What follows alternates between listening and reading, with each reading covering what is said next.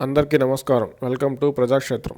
TDP, Janasena, BJP పొత్తు ఖరారైన తర్వాత ఏర్పాటు చేసిన మొదటి ఉమ్మడి సభ ప్రజాగళంలో నరేంద్ర మోదీ గారు ఏమి మాట్లాడతారో, రాష్ట్రానికి భరోసా ఇస్తారా, వైసీపీని చెడుగుడు ఆడతారా అని టీడీపీ, జనసేన శ్రేణులు ఎదురుచూశారు. అయితే వారికి ఆశాభంగం తప్పలేదు.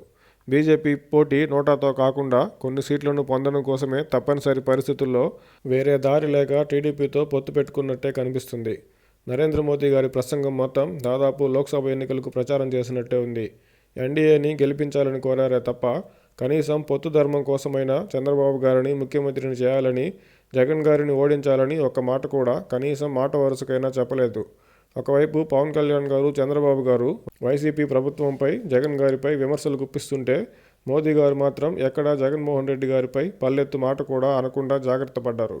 రాజధాని, పోలవరం, రాష్ట్ర అప్పులు, ఇసుక, మద్యం అమ్మకాల్లో అవినీతి, ఇలా ఎన్నో అంశాలపై టీడీపీ, జనసేన విరుచుకుపడితే రాష్ట్రంలో అలాంటి సమస్యలు లేవన్నట్టుగానే నరేంద్ర మోదీ గారి ప్రసంగం సాగింది. కనీసం రాష్ట్రంలో అప్పులు, అమరావతి, సర్పంచుల నిధుల మళ్లింపు, ఇలా కొన్ని అంశాలపై బీజేపీ చేస్తున్న పోరాటాలను సైతం మోదీ గారు ప్రస్తావించకపోవడం ఆశ్చర్యకరం. ఒక్క మాటలో చెప్పాలంటే నరేంద్ర మోదీ గారు తన ప్రసంగం ద్వారా జగన్మోహన్ రెడ్డి గారికి ఎలాంటి నష్టం వాటిల్లకుండా జాగ్రత్త తీసుకున్నారు.